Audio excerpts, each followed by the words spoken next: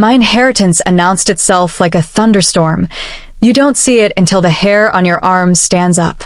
My mother's death months earlier had left me with a house I couldn't afford to keep, a box of recipes still dusted with cinnamon, and after probate finished its slow waltz, a check with more zeros than my Google search history. I deposited it in a separate account because that's what Mom told me to do when I was 16 and got my first job at the frozen yogurt shop. Sweetheart, love everybody, but keep your money in your own pocket. She had a way of sounding kind and steel tough all at once. The night it happened, I was rinsing blueberries and thinking about her, about how grief is a roommate who leaves the lights on. My husband, Ethan, came in from the garage smelling like sawdust and plans. He pecked me on the cheek.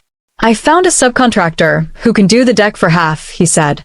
If we lock it in this week. That's great, I said, smiling because I wanted we to still feel like a warm place.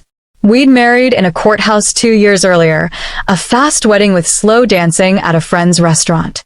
Ethan is the kind of man who can make a stranger feel like a long-lost cousin in 2 minutes.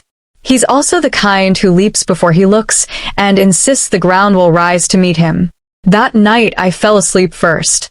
I remember the fan's metallic whir, the dog's paws twitching in dreamland, and the faintest sting of sunscreen on my skin. Then my phone pinged. At first it barely registered. Then a second ping. Then a third. I blinked at the screen. Bank of Lakeshore. A wire transfer of $85,000 has been initiated. Then another. $65,000. Then $120,000. I shot upright, so fast the dog flung himself off the bed. Ethan? I called, heart slamming. He wasn't next to me. His side of the bed was warm. My phone lit again. $95,000. The numbers stacked like dominoes falling in slow motion. I walked out to the living room and found him at the kitchen island, backlit by the glow of his laptop. He didn't look up. What are you doing? My voice didn't sound like mine. It sounded thin, like it had been stretched across something sharp. Ethan blinked, smiled too quickly. Babe, you're up. What are you doing with my account? Our account, he said, a half-laugh threading into his tone. And I finally figured out the financing for the build-out on the East Side property. North Coast Development is going to go under if I don't move now. The landlord is giving us 6 weeks. You know how important this is. My money, I said, every word a staccato. You moved my money. It's our future, he said. I'm just bridging. I already have investors queued. You can't grow if you don't risk. Come on, Maya, you trust me. Something in me buckled, and then righted itself. The old me might have nodded, the one who believed in potential like it was a religion you could tithe to. The me my mother raised remembered every night she closed the bakery register and counted change twice. You didn't ask, I said.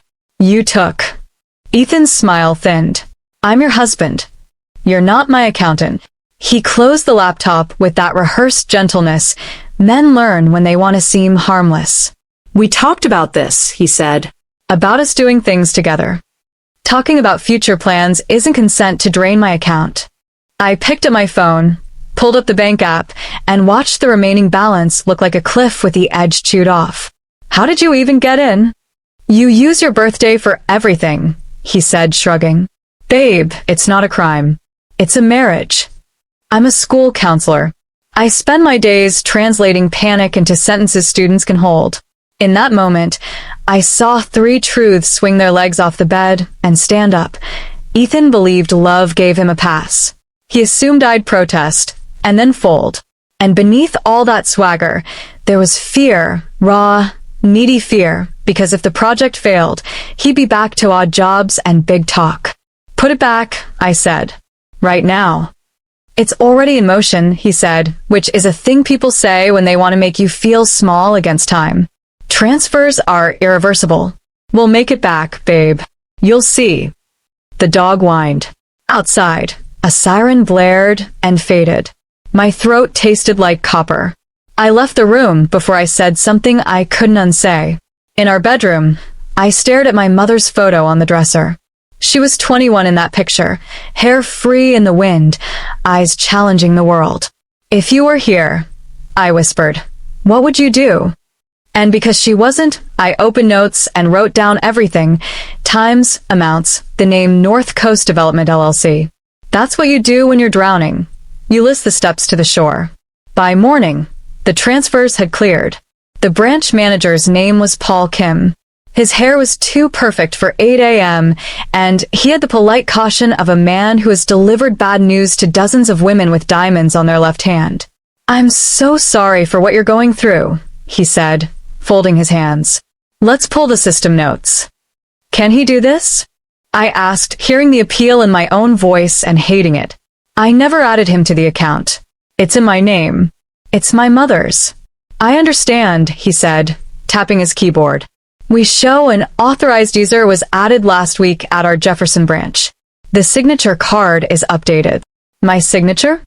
He slid a scanned form across to me. My name rounded itself into someone else's hand. It was close enough to pass if you didn't know me. The notary stamp was a woman named Denise. The date was the day Ethan said he was meeting a contractor. That's not my signature, I said quietly. Then someone committed forgery, Paul said. And that's a crime. Can you reverse the wires? He shook his head. They went into a business account. Different bank. But you can file a fraud report. And if this is your spouse, I have to tell you, it gets complicated. We'll cooperate with law enforcement. Civil court can also help. Complicated lived in my chest like a swallowed stone. I took pictures of everything. I asked for the security log. I asked for Denise's last name and the Jefferson branch's camera policy. Paul's eyes changed when I asked for what most customers didn't know to ask for. Respect, maybe.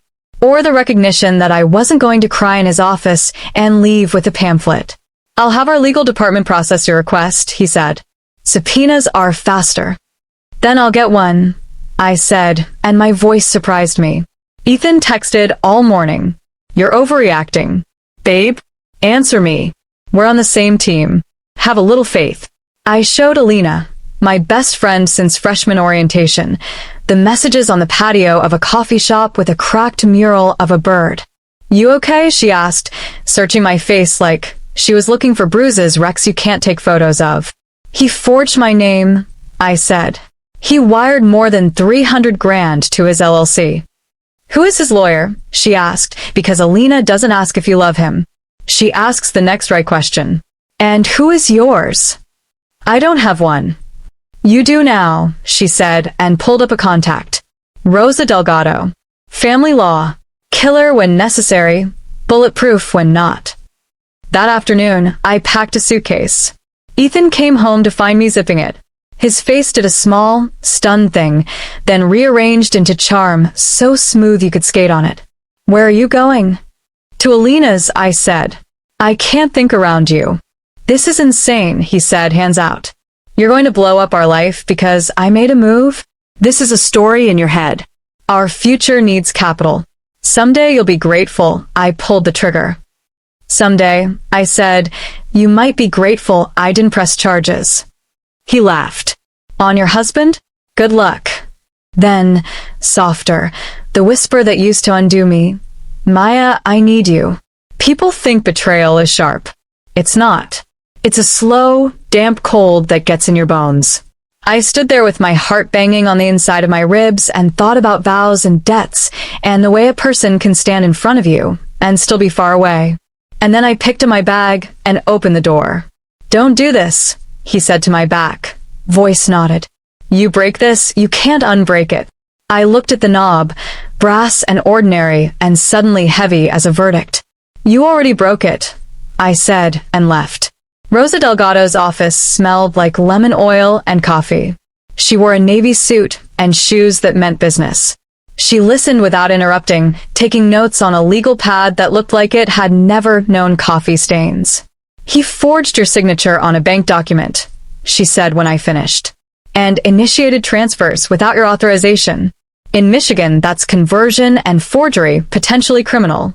As to civil court, we can file for a temporary restraining order, freeze assets we can trace, and request a constructive trust over anything he used your funds to buy. It's my husband. I said, the words sitting in my mouth like a foreign language. I don't want him in jail. Then we can keep it civil, she said. And we can be smart. People like your husband count on chaos. We keep our heads. We gather. We act. Gather what? I asked. Bank camera footage, she said. Notary logs. His LLC records. The security logs from the online account. IP addresses, 2 FA requests. Any texts or emails where he admits to taking the money. His story will be that you consented. Our job is to build a timeline that makes consent unlikely and his access clear. Can we get the money back?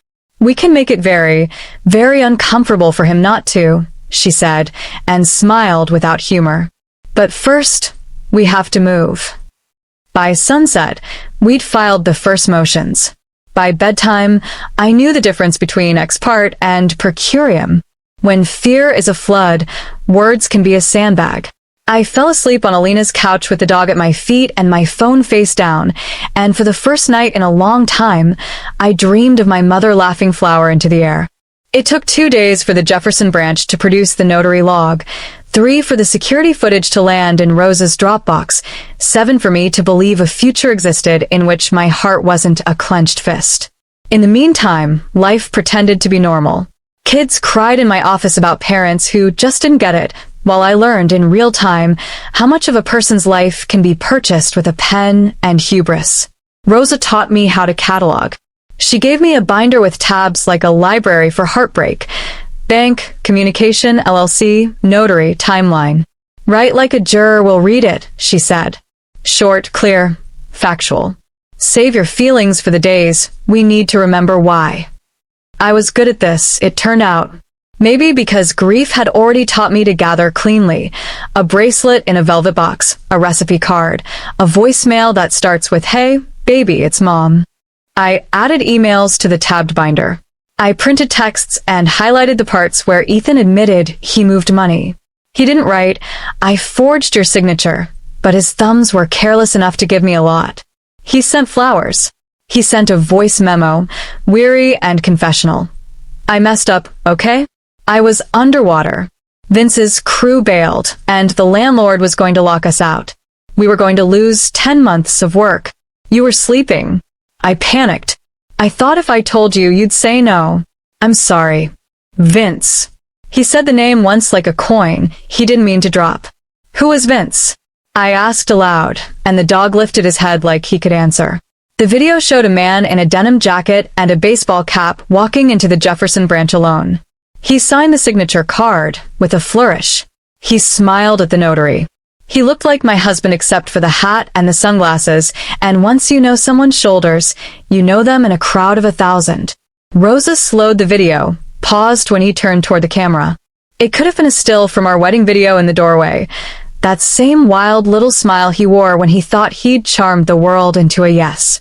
We'll subpoena the notary, Rosa said. We'll ask if she checked ID. We'll ask if she watched you sign. We'll show this. Jurors like movies. Judges like logs.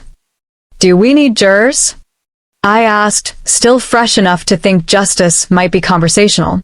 We'll try to get a preliminary injunction from the judge based on the paper, she said. But sometimes people like your husband don't back down until they're bleeding. So we prepare for both. On paper, North Coast Development looked like a colander, legal enough to hold water if you didn't look at the holes. The articles of organization listed Ethan Cole as manager. The address was a co-working space. The bank account had been opened 3 weeks before the wire. 2 days after my money landed, it shot out to 2 other accounts, Meridian Build Solutions and Kendra Wells. Kendra? I said. Who is Kendra? Let's find out, Rosa said. Her investigator, a lean man named Crispin who wore 2 watches and a smile too patient to be harmless, ran the names. Meridian was a subcontractor with a skeletal website and a phone number that dead-ended into a voicemail. Kendra Wells had a Facebook page that was locked down and a LinkedIn that said Office Manager. Rosa's eyes sharpened. Office Manager where? Tri-County Bail Bonds, Crispin said, tapping his phone. Interesting. Why would my money go to a bail bonds office? I asked, stunned, and then not at all. Of course it had. Of course there were cages and keys involved. Because someone like Vince needed to get out fast, Rosa said. And your husband needed friends. We stood in front of Judge Morrison on a Tuesday, so rainy even the courthouse columns looked tired. Rosa spoke with a precision that made me want to buy her a dozen lemons just to smell that office again. Your Honor, we ask for a temporary restraining order freezing Mr. Cole's personal accounts, Mr. Cole's business accounts, and, importantly, any asset purchased with funds traced from Ms. Hart's inheritance, she said. We ask for the appointment of a receiver for North Coast Development to prevent further dissipation of assets. And we ask for a constructive trust over funds transferred to third parties within the last 10 days. Ethan's attorney, a crisp man with a silk tie named Grant Bentley, objected like objecting was a hobby. Baseless. Vindictive. Domestic matter, not a commercial dispute. Ms. Hart consented to the use of funds. I did not. I said into the microphone, my voice steadier than my knees. Judge Morrison peered over his glasses. You will let your counsel speak, Ms. Hart, he said, not unkindly. Rosa slid the bank footage onto an easel. The judge leaned forward. Grant fluttered. Ethan stared at the table like it might offer him a hole to climb into. I find that Ms. Hart has demonstrated a substantial likelihood of success on the merits, Judge Morrison said after a handful of heartbeats that felt like an hour. The TRO is granted. Accounts are frozen. Mr. Cole, you will not transfer, sell, or encumber any assets. Violations will result in sanctions, including contempt. Ethan looked at me then. For the first time since the wires, his eyes showed something besides spin. It looked a lot like fear. 2 days later, in the lobby outside Rosa's office, a woman approached me wearing grief like a perfume that had soured. She had Ethan's eyes and hair, but they'd been washed with more winters. You're Maya, she said, as fact, not question. I am, I said, cautious. I'm Therese, she said, Ethan's mother. I've learned that mothers can hold two truths at once. My child did a terrible thing, and my child is still mine. Therese held both like someone carrying a bowl of water across a crowded room. He's a good boy, she said, then shook her head. He was. He wants to be. His father complicated him. She glanced around and lowered her voice. This thing with the money, it's wrong. But he didn't spend it on cocaine or women or whatever story people like to tell. He thought he was saving something that would make him feel like someone. That doesn't make it legal, I said. No, she said. It makes it human. She touched my wrist, soft. His father left him a trust, she whispered. Ethan thinks no one knows. The trustee's a woman named Marla. If you hurt him, he will dig into that like a tick. If you help him, she might help you. Why tell me that? I asked. Because you might be the only person he ever loved who doesn't ask him to lie about himself, she said, tears bright. And because I'm tired of men learning consequences when it's too late. Depositions are a strange theater. People sit around a table pretending it is not a stage while recording equipment hums like a second conscience. Ethan sat at the head of the polished wood, a blue tie tight on his throat, a glass of water sweating circles into a coaster. State your name, Rosa said into the record. Ethan Cole, he said. Mr. Cole, did you forge Ms. Hart's signature at the Bank of Lakeshore Jefferson Branch to add yourself as an authorized user to her account? No, he said, lips pressed. She added me. Rosa slid the notary log. Denise Parker's log states, she notarized a signature for you that day at 10:13 a.m. Camera footage shows you alone. Do you want to change your answer? No, he said, jaw ticking. That's a mistake. Did Ms. Hart consent to the transfer of $365,000 to North Coast Development, LLC? Yes, he said. We talked about needing money for the build-out. He lifted his chin to me. Didn't we? I kept my face a still pond. No. We'll introduce text where you acknowledge the transfer, Rosa said, voice silk over steel. Do you want to change your answer? He shifted, eyes skittering away. The court reporter's keys clicked like slow rain. We were in a fight, he said. I was trying to calm her down. Did you transfer $75,000 to Tri-County bail bonds via Ms. Kendra Wells? How do you know that? He blurted, then recollected. No. Rosa slid the bank records forward. Kendra's signature curled across the page. The air changed in the room as reality nudged itself between us. Who is Vince? Rosa asked. A friend, Ethan said. A contractor. Is that friend currently facing charges in Wayne County for theft and fraud related to construction contracts? Grant, his attorney, objected. Outside scope. Overruled, the court reporter said reflexively, which made everyone laugh before we stopped. Ethan folded his arms. He got a bad deal, he said. The system chews up guys who didn't grow up with, you know. He flicked his eyes at me. Money. Family. Safety. He's trying. Did you use Ms. Hart's inheritance to post bond for Mr. Vince Barlow? He opened his mouth, closed it. I don't remember, he said. Would seeing the receipt refresh your recollection? Rosa asked, handing him exactly that. He stared at his own signature, like it might rearrange. Kendra, it turned out, wore her hair in a braid that swayed like a metronome when she walked. She was 27 and had the kind of direct gaze that made you feel like you owed her an apology for something you didn't mean to do. I can't give you details about clients, she said, leaning on the bail window. But I can tell you that when women come in here, they tell the truth even when they don't have to. And when men come in here, they say, she'll understand. Did my husband use my money to post bail for his friend? I asked. She studied me for 3 beats. He said you were okay with it, she said. He said you're a ride or die. He smiled like that would make a clerk miss a decimal. Do you believe him? She shrugged. I believe people's patterns. He said he was going to pay back the rest by Friday. He didn't. Guess who called me? Not him. She tilted her head at me. Women always repair what they didn't break. Do you know the trustee for the Cole Family Trust?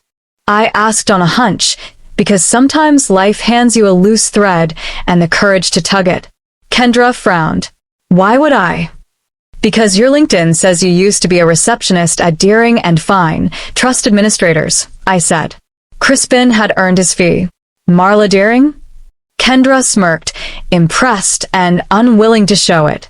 I don't talk about other women's business, she said. I'm not asking for hers, I said. I'm asking for mine. She studied me again, then pulled a card from a drawer and slid it across like a bartender comping your next drink. Marla's exacting, she said. She believes in compliance, like it's a moral code. If you're righteous, she'll know it. Marla Deering was the opposite of Ethan. If he was jazz, she was Bach. Her office was spare. A desk, a ficus, a painting of a blue lake that somehow calmed my lungs. I cannot discuss the specifics of any trust, she said, crisp as the edge of a fresh folder. Even if the beneficiary used stolen funds to hide assets? Rosa asked because she enjoyed a good wedge when she saw one. Marla's lips pressed into a line that had seen many bad decisions. We do not facilitate fraud, she said. Nor do we play referee in marital disputes. Therese told me about the trust, I said. She said Ethan thinks no one knows. She also said his father put in a clause for misconduct. Marla's eyes cooled, then unfroze. Many trusts include provisions to remove a beneficiary who engages in serious wrongdoing, she said, reluctantly. Hypothetically.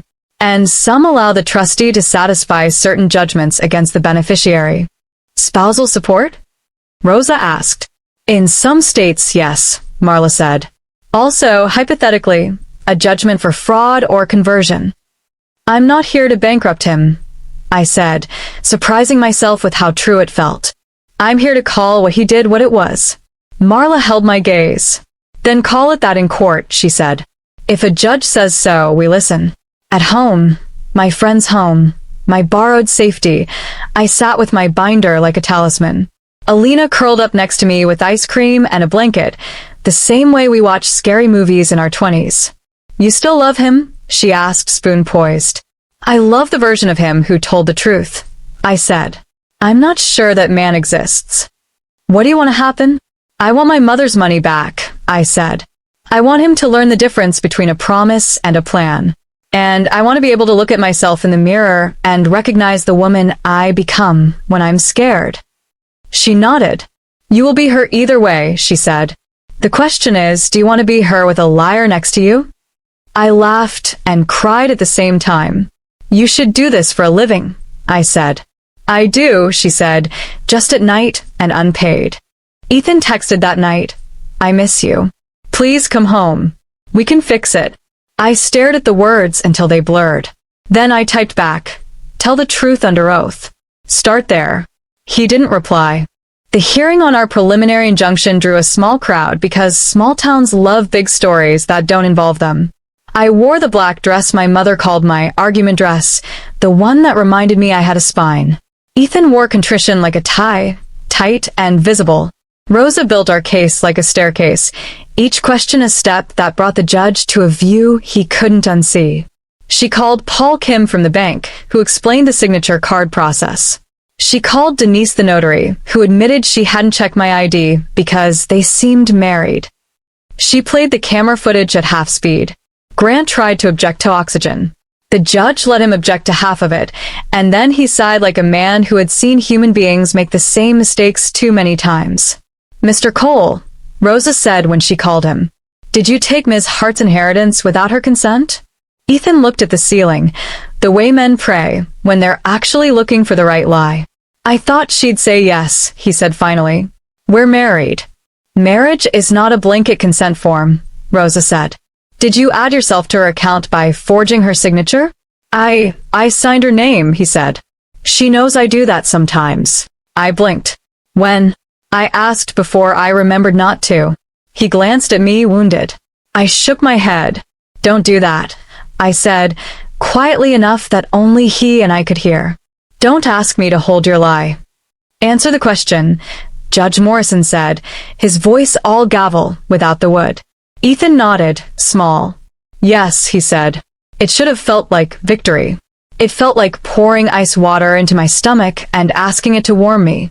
Vince Barlow showed up to court in a suit that wasn't his and manners he'd borrowed badly. When Rosa called him, he looked at me like I might recognize him from a different life. Did Mr. Cole tell you where he got the funds to post your bail? Rosa asked. His wife, Vince said, smirking. She's the rich one. Did he tell you that he had her consent? He said she knew, he said. He said she was cool. Rosa slid a text onto the screen, the one where Ethan wrote, She'll freak, but trust me, I got it handled. Vince squinted. Okay, he said. He didn't say she said yes. He said he had it handled. Which he did by forging her signature? I don't know about that, Vince said, defensive. I didn't tell him to do that. No one said you did, Rosa said. He did it himself. You just benefited. Vince bristled. He's loyal, he said, more to Ethan than to the room, like being loyal meant you could break the law as long as it was for a friend. When Rosa called Marla, Grant's eyebrows climbed so high I worried for his hairline. Objection, he said before she reached the witness stand. Relevance. Goes to remedy, Rosa said. And motive. Judge Morrison gestured. I'll hear it. Ms. Deering, Rosa said, gentle. Does your firm administer the Cole family trust created by William Cole? Marla folded her hands. We do. Does that trust contain a clause allowing the trustee to satisfy judgments for fraud or conversion against the beneficiary? It contains a discretionary clause, Marla said. If a court of competent jurisdiction enters a judgment against the beneficiary for fraud, the trustee may, in her discretion, satisfy all or part of the judgment from trust assets. Has the trust made any distributions to Mr. Ethan Cole within the last 6 months? Yes, she said. For reasonable support. Grant said, Your Honor, the way a man says, Mom, when his little brother is winning. Sit down, Mr. Bentley, Judge Morrison said. Ms. Deering, if this court were to find Mr. Cole liable for conversion of Ms. Hart's funds, would the trust consider satisfying that judgment?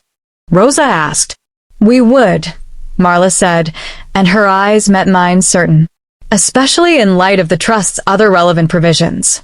And what provision is that? Rosa asked, like she didn't know exactly how long the fuse was. The one naming Ms. Hart as trust protector upon dissolution of her marriage to Mr. Cole due to his fraud, Marla said. You know the feeling when the ride drops and your stomach stays at the top? That.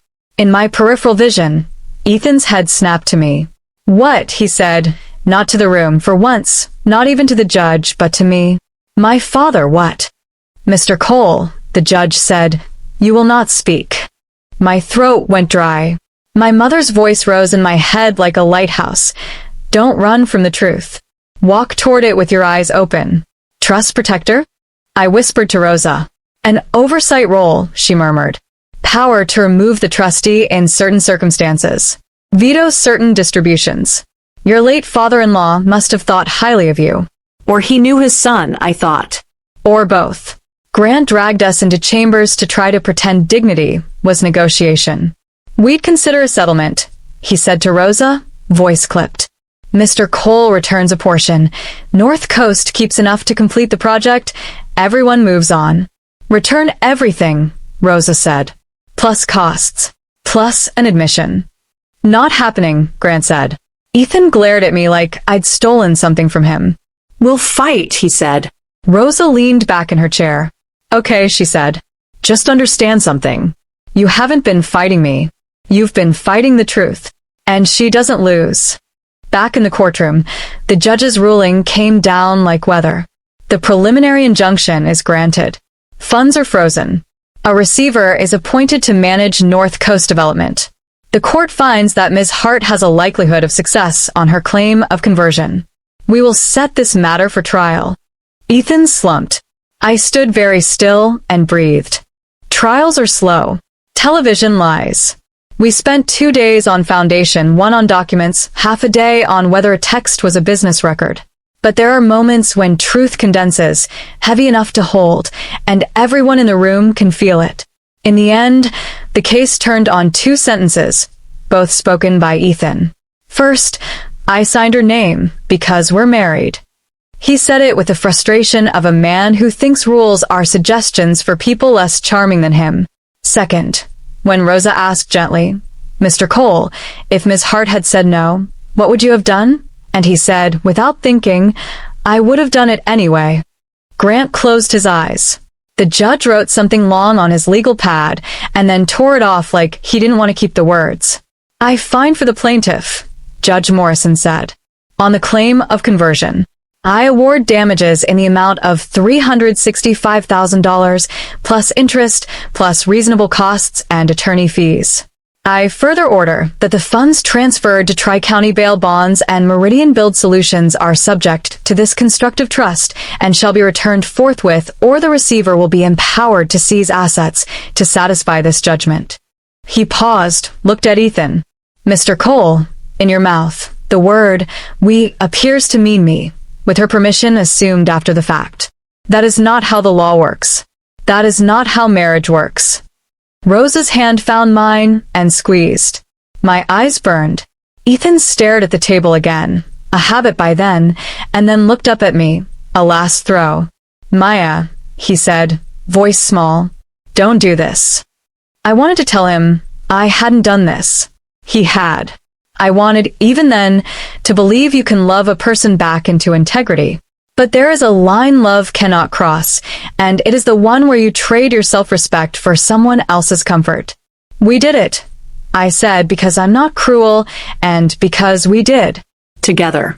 Not the we he meant. A different we. Me and the system. Me and the truth. Me and the woman my mother raised. 2 weeks later, I met Marla in her office again. The check from the trust was ready. The trust had decided to satisfy the judgment to prevent waste and further harm, which as trust administrator for this is what boundaries do. Marla slid an envelope across the desk. From William Cole, she said.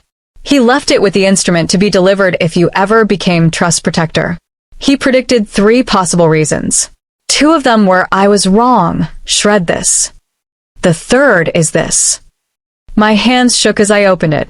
The letter was on thick paper that smelled faintly like a house with more rooms than people.